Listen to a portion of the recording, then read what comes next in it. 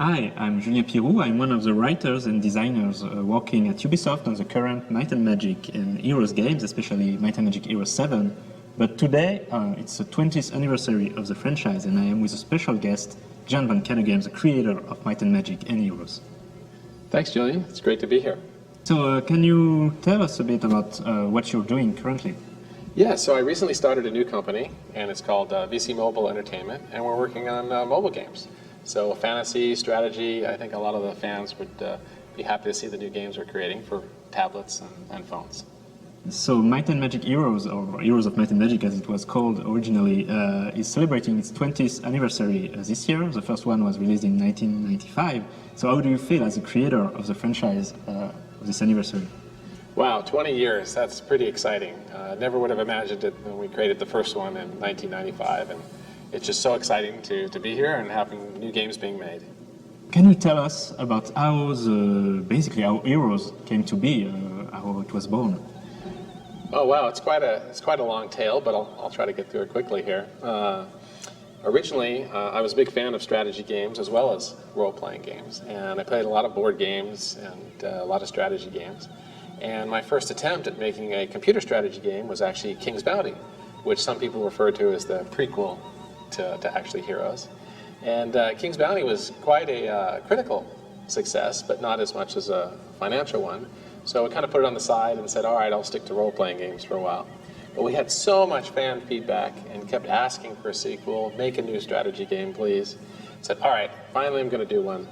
And we decided to make Heroes 1. And took a lot of the concepts I had learned from King's Bounty, and came up with this name called Heroes. And originally that was just going to be the name of the game. And ironically, when we went to go to market it, we couldn't get much attention. And that's when we decided to, all right, well, let's borrow from the RPG series and let's make it Heroes of Might and Magic, and maybe we'll get some shelf space. And really that's how the game was born. So originally, Heroes was not supposed to be basically part of the Might and Magic universe. Yeah, so it wasn't planned to be linked at the time, but once we gave it the name, then we thought it deserved to have characters and references to the RPG series, and then it all just started to fall into place. And from a storyline and from a character point of view, it just made sense to start combining the two series. Compared to King's Bounty, Heroes is much more of a strategy game with castles to take, territory to conquer, resources and so on. So that was really what you were aiming at with this game. Absolutely. I really wanted a strategy game that you could start, play through, and finish and win, and then start over and try different strategies and tactics and different difficulty settings, resource management, exploration, a little bit of RPG. It was fun to just pull all that together in a fantasy theme. It was very exciting. And that's a lot of different ingredients to put together in the same game. So how challenging was it to make the first Heroes? It was actually very challenging.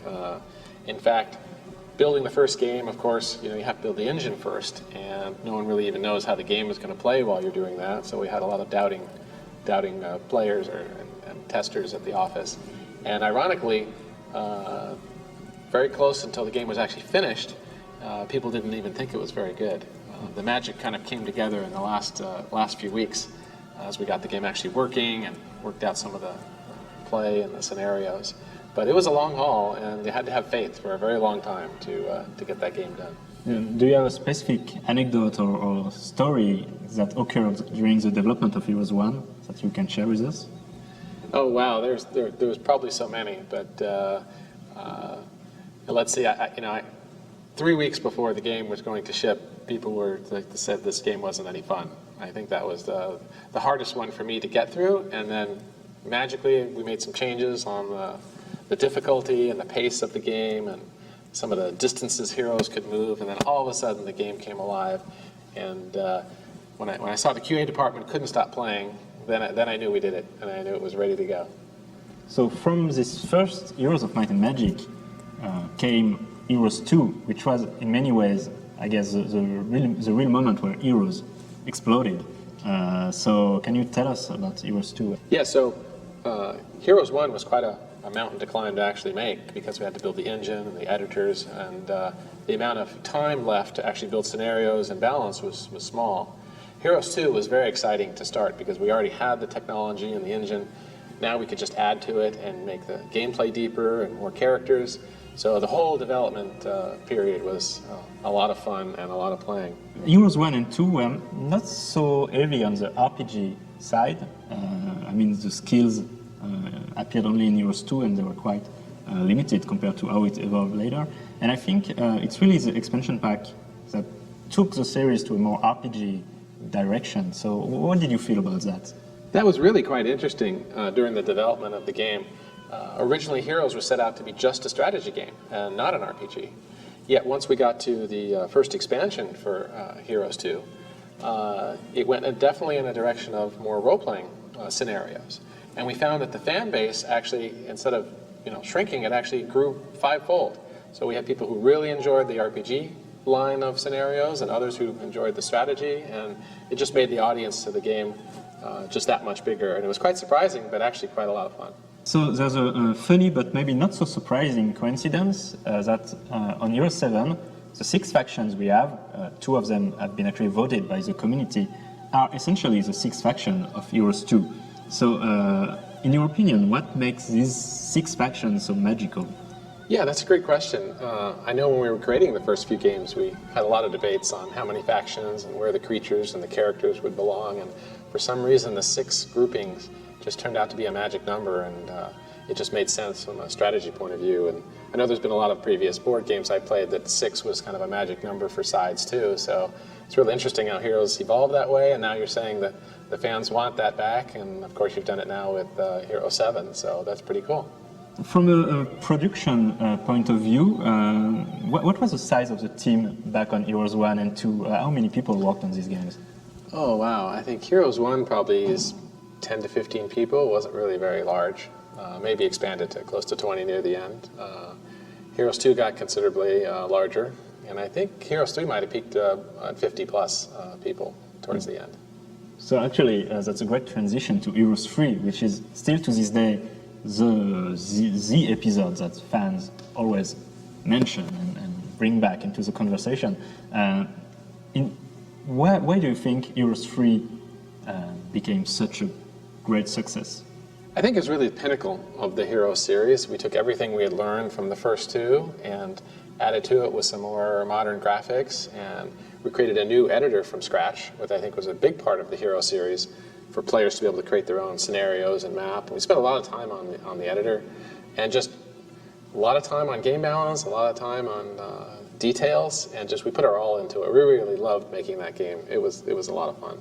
Heroes 3 went on to become very successful. It had several expansion packs. The Heroes Chronicles also more experience to the fans. How do you explain basically the impact it had on players? I don't know. It's quite magical, actually. I still meet people today who tell me how that was their whole college career, was playing Heroes with their friends, and it's really quite amazing. That game has stood the test of time, and still even today people play it. And I don't know. Sometimes you just hit it right on the money, and it all works. It's really hard to explain. Actually, in Heroes 3 especially, there are some heroes that are familiar faces. Sir Christian was actually Chris Vanover, one of the members of the team. David Mullick became Sir Mullick in the game. Are there other characters or heroes that come back to you and that have a special history like that? Well, yes, I think a lot of them in the game were employees and or old characters from other Might and Magic games or previous Heroes games, or some of them were actually characters that many of the employees played as their role-playing characters when they played role-playing games. So it was a labor of love, and people wanted to put themselves into the product as well. And of course, I was Sir Caneghem. They always put me on things, so I didn't mind. And I think Kragak was actually your pen and paper character originally. Yeah, that's correct. That goes all the way back to high school days when I used to play paper and pencil RPGs. I had a character called Crag Hack, and I think he's lived through all the Might and Magics and Heroes games. It always gives me a laugh when I hear that. The Heroes series especially had, for a very, very long time, a very involved community. I think even back when it was Heroes 2 and 3, there was a video forums with a lot of people already discussing and debating the games. So how was it to work with the community back then? Oh, it was quite interesting, and it was a lot of fun as well. We used to have a saying at the office, they were always asking for all these features and all these concepts, but we really had to figure out why they were asking for it as opposed to just dumping those features in, and then anytime we tried that, it didn't go very well. But it was fun. A lot of very vocal people, as obviously you have now, and very passionate fans, which is always a great thing to have. One thing that really came to light recently is the size of the Russian and Chinese fan communities, and I think that's something you maybe didn't realize back in the New World Computing days. No, it's actually quite amazing that years later, hearing from many Russian companies and communities, and with recent visits to China, and hearing about how they all knew about Heroes of Might and Magic and played in tournaments. And of course, back then, we didn't sell any games to those territories, so they were all pirated. But it turns out millions of people played this game and the series of games through many years in these territories, and they just absolutely adored it, and they loved it, and still even today, some are still playing. It was quite a surprise that the audience for this game was so much larger than we had ever even realized. For you personally, which Heroes is your favorite and why? Well, that's almost like asking which your favorite child, right? But I think Heroes 3 was probably the pinnacle of the Heroes games for me. I think I spent the most time on that one, but also Heroes 2 has a special moment for me because I did so much of the detail work in doing all the maps and the scenarios. So it's kind of tied between those two, but if you made me pick, I'd probably pick Heroes 3. One thing, earlier we were talking about how Heroes was not supposed to be connected to Might and Magic, but after Heroes 2, basically, the world of Heroes became the world of the Might and Magic RPG. So it was sort of reversal of things. So how did you decide basically to base the Might and Magic RPGs on the Heroes universe? Well, so the Might and Magic RPG series came to a pinnacle at World of Xeen after Might and Magic 5. And the story had ended, and I was a little done with role-playing games at that point, and I was 100% focused on strategy games, which became Heroes. And then as Heroes grew to be such a huge success, it became the lead project, actually, and Might and Magic RPGs were then following.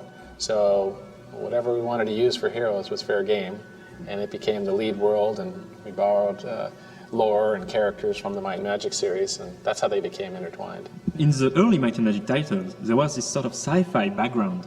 It was usually well hidden, or you only discover it at the end of the games.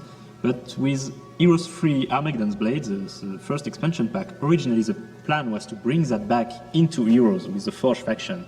But this time the fans were not so happy about this.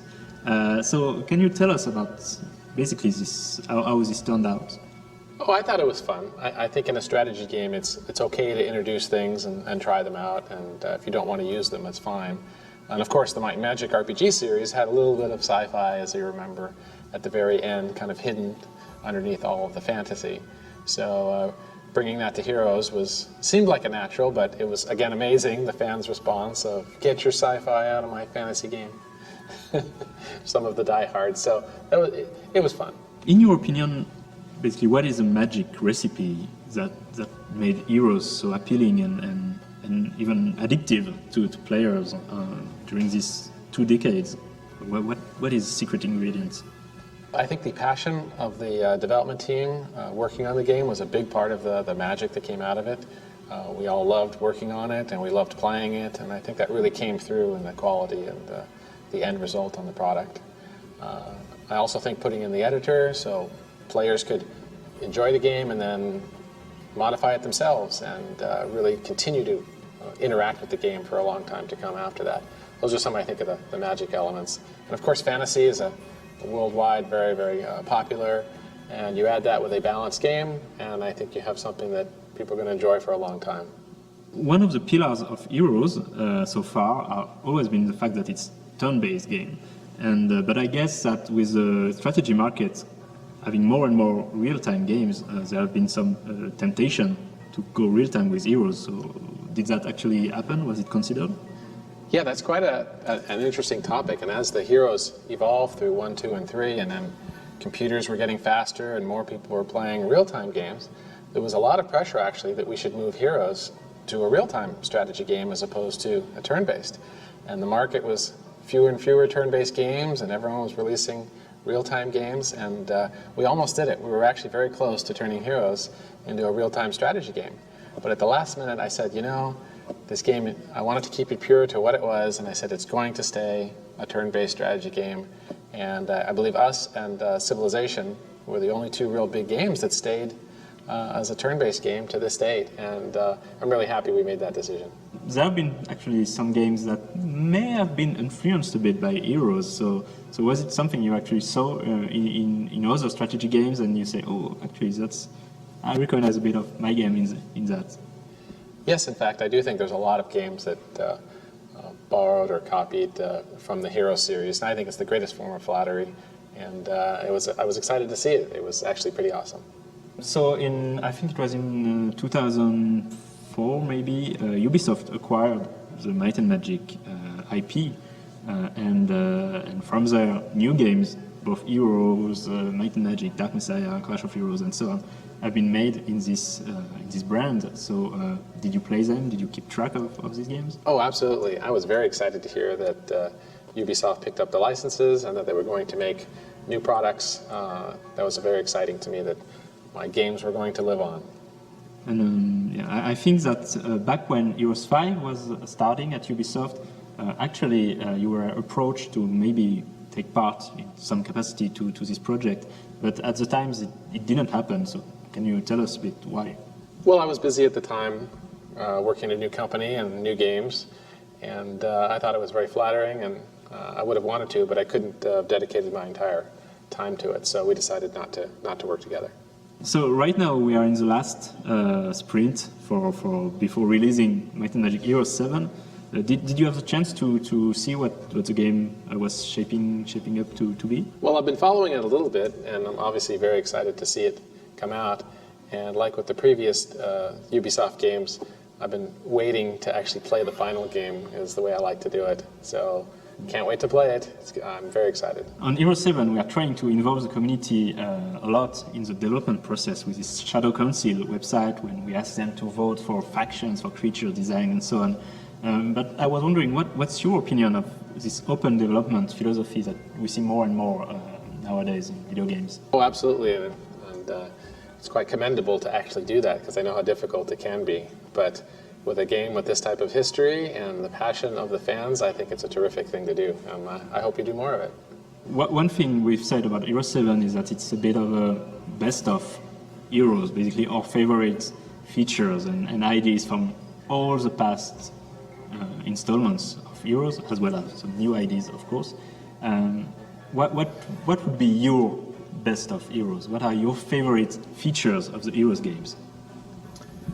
Wow, that's a lot of features, but I'd have to say a well-balanced game that I can play over and over again with a lot of difficulty settings, obviously beautifully created, and of course having an editor where people can put themselves into the game. So this year is Heroes 20th anniversary, but next year will be Might and Magic 30th anniversary. So looking back on all these years, you've really been witness of the evolution of the video game industry. So what's your opinion on video games nowadays and where the industry is going?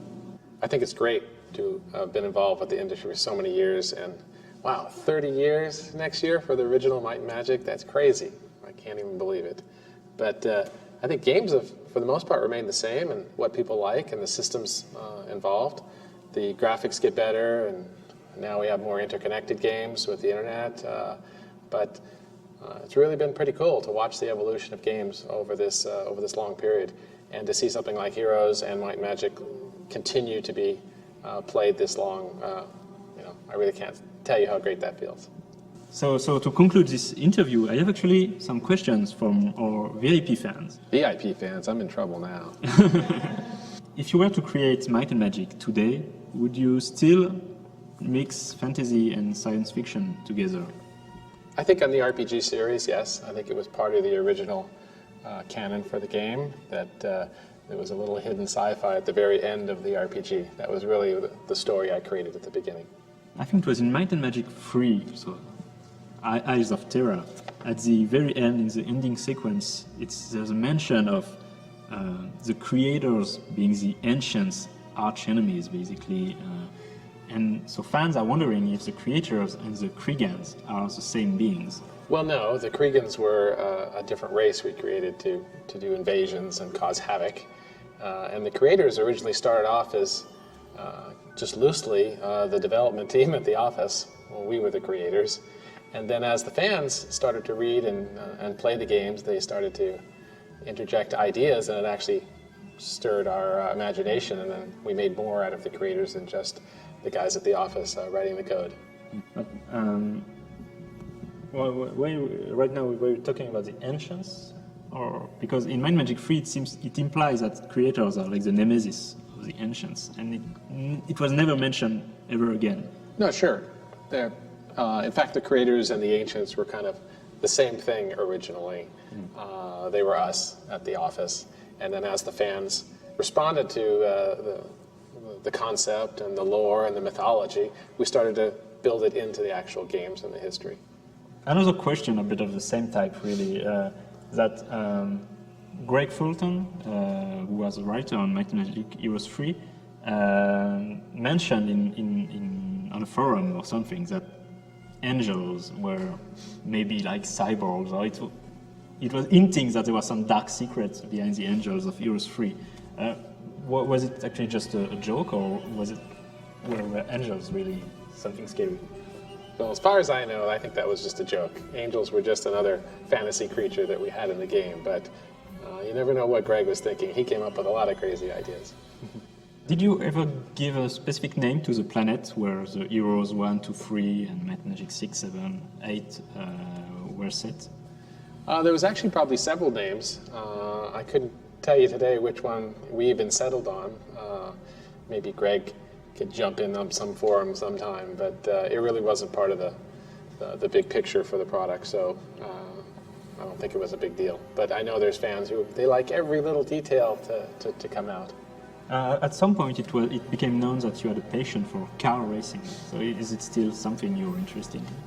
Yes, that's my other love is sports car and auto racing, and I've been doing it non-stop now for 20 years. And it's funny you just asked. Last weekend I was at Mazda Laguna Seca Raceway and actually won my third national championship. So it was very exciting. So why did you decide to actually mostly left the science fiction elements out of Heroes? Well, I think a lot of that had to do with the fan feedback, as you mentioned earlier. Might and Magic had a little bit of science fiction at the end, but Heroes really wanted to be a pure fantasy strategy series, and then when we added RPG sense to it, it just didn't really need the science fiction background. Of all the worlds of Might and Magic, and there's been quite a few from Varn and Kron and Terra and Xin and all the ones that followed. What's your personal favorite playground, basically? Well, I think World of Xin was probably my favorite. It was the pinnacle of the story of, all 5 games led to the finale, and it brought it all together. And that was kind of the end of my story for Might and Magic at the end of World of Xin. So that was probably definitely my favorite. Maybe a more philosophical question, I guess. But what's your main goal when you create a game? Is it the fun, the interesting plot, having interesting and unique gameplay experience, or a bit of everything, basically? Well, true, it's a bit of everything. I think there's a little bit of selfishness in there, and I do like to create games that I myself love to play indefinitely. And it's just such a great feeling to be able to create something that so many people out there can enjoy and have a great time with. And then there's, of course, the financial responsibility, but for me it's always been, I hope it makes enough so I can make another one. Originally there was Might and Magic the RPG, then came Heroes, a strategy game, and little by little there were other attempts to try other genres. like action games and stuff like that. For you, what would be the genre you'd like to see Might and Magic try, basically? Well, we did want to make an MMO out of it. That it was an attempt there that we never got to finish. I really did like the direction of Dark Messiah that Ubisoft did. I thought that was a lot of fun. I enjoyed playing that. I've seen some handheld games and some browser games. I think they're all cool. But any more of the games is just great with me. So the last fan question is really about Might and Magic Online that you mentioned. Did you regret never getting to finish this project, basically? Oh, absolutely. We had such amazing plans to take Might and Magic to online. RPGs, I saw them evolving, I saw them moving to an online to be able to play together with your friends, and I really wanted to make a version of Might and Magic that could go that direction and be online where you could play together with people you knew and go on adventures. So I would have loved to have made one of the early MMOs, but just didn't happen.